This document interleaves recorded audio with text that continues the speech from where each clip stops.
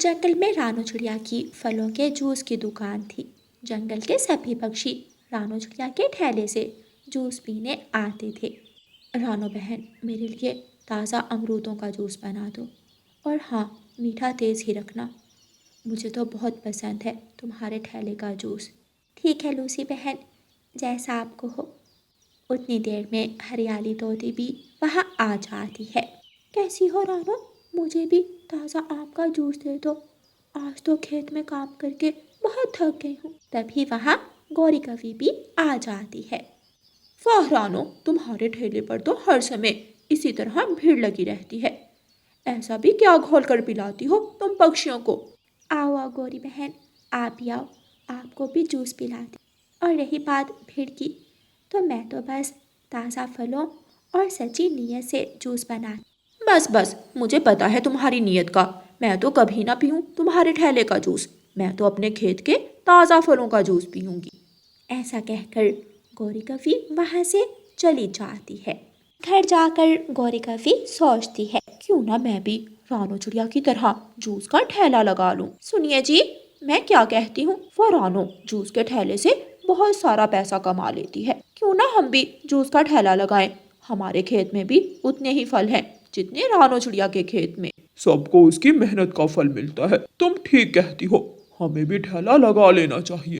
अगले दिन रानू चिड़िया के ठेले के बिल्कुल सामने गौरी कवि अपना ठेला लगा लेती है। देखना रानू चिड़िया, आज तो सारे पक्षी मेरे ठेले से ही जूस पियेंगे। गौरी बहन, सबको उसके नसीब का ही मिलता है, इसके लिए भला क्या लड़ाई। बुलबुल वहाँ आती है। गौरी जल्दी से बुलबुल के पास जाती है। आओ बुलबुल आओ, आज तुम मेरे ठेले से जूस पियो। देख लेना, इस रानू से ज्यादा मजे का होगा मेरा जूस। मैं ज़रूर पीती गौरी बहन, लेकिन मुझे रानू के हाथ का जूस ही पसंद है। किसी और दिन तुम्हारे ठेले पर भी आऊँगी। ऐसा कहकर बुलबुल रानू चिड़िया के ठेले पर चली जाती है। ऐसे तो कोई पक्षी मेरे ठेले पर नहीं आएगा। मुझे कुछ तो करना पड़ेगा इस रानू का। रात हो जाती है।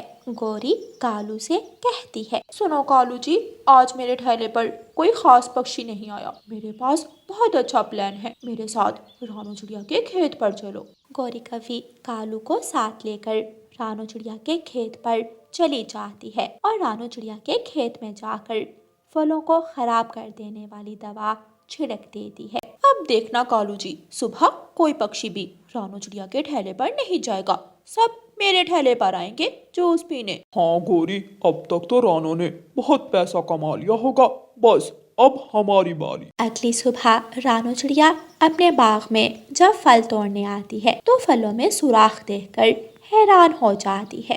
ये फलों में सुराख कैसे हैं? ये तो बिल्कुल खराब हो गए। अब मैं ठेला कैसे लगाऊंगी? ये कैसे हुआ? मैं तो अपने फलों का बहुत ख्याल रखती थी। अब क्या होगा? सब दोबारा करना पड़ेगा।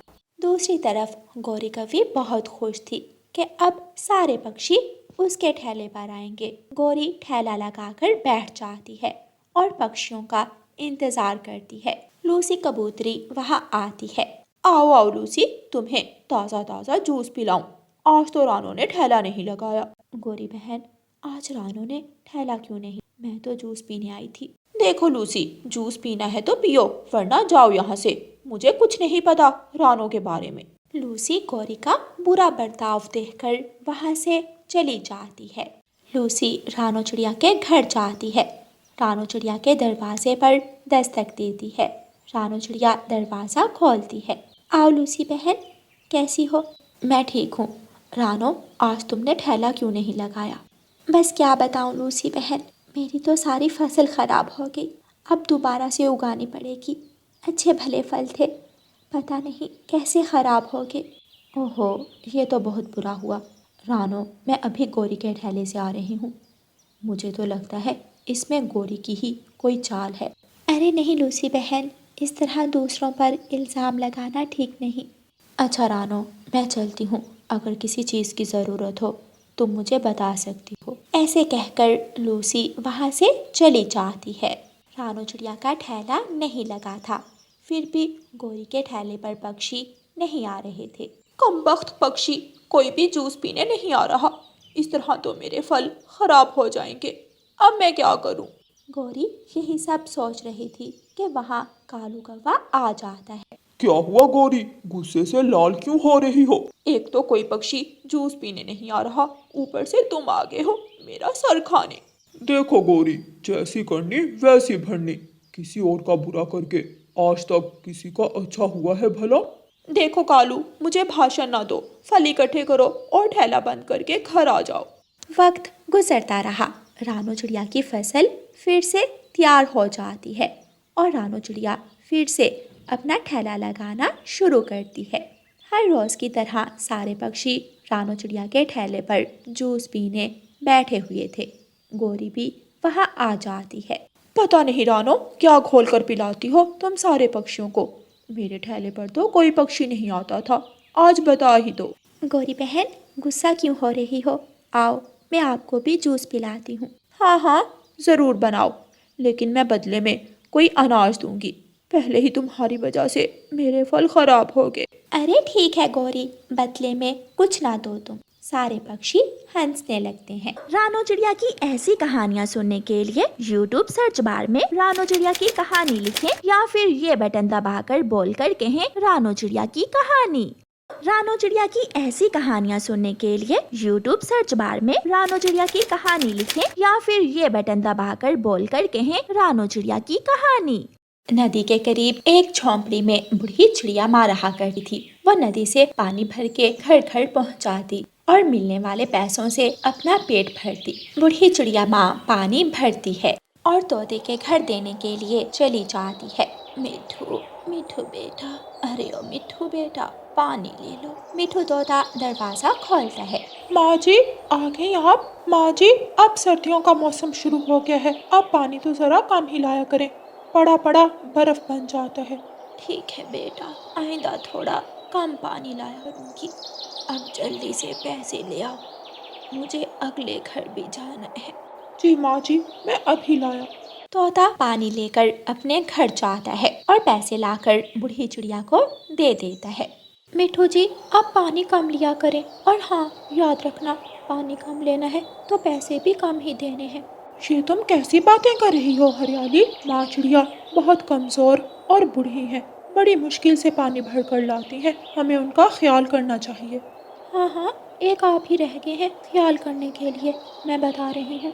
आइंदा मैं बस पूरे पूरे पैसे दूंगी, बड़ी मेहनत से कमाते हैं हम पैसे। रानो, अरे ओ रानो बेटी, पानी ले लो।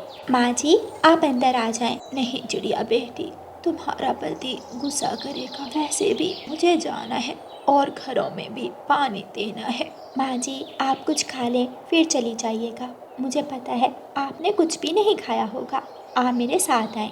रानो चिड़िया बूढ़ी चिड़िया माँ को अपने साथ अपने घर ले जाती है और उसे रोटी खाने के लिए देती है। माँ जी, लें, ये टोपी भी आप रख लें, इतनी सर्दी में आप बीमार हो जाएंगी। जीती रहो रानो बेटी, तुम बहुत अच्छी हो, एक तुम ही हो जिसे मेरा इतना ख्याल है। अच्छा बेटी, अब मैं चलती हूँ। बूढ़ी चिड़िया माँ वहाँ से चली जाती है। यूं ही दिन गुजरते गए। एक दिन सेठ कालू कौवा अपने नौकर से कहता है, नदी के पास जिस बूढ़ी माँ चिड़िया की झोंपड़ी है, जाओ और जाकर उसे बुला कर लाओ। जी मालिक। कालू कौवे का नौकर बूढ़ी चिड़िया माँ की झोंपड़ी के बाहर खड़े होकर बूढ़ी चिड़िया माँ को आवाज देता है, तुम यहाँ क्या कर रहे हो? क्या काम है मुझसे? आपको कालू सेठ ने बुलाया है, हमारे साथ चलो। मुझे क्यों बुलाया है? क्या मुझसे कोई भूल हो गई है? मुझे कुछ नहीं मालूम, वो तो आपको वहाँ जाकर ही पता चलेगा। बूढ़ी चिड़िया माँ कालू कौवे के नौकर के साथ चली जाती है। जी कालू सेठ जी, क्या बात है?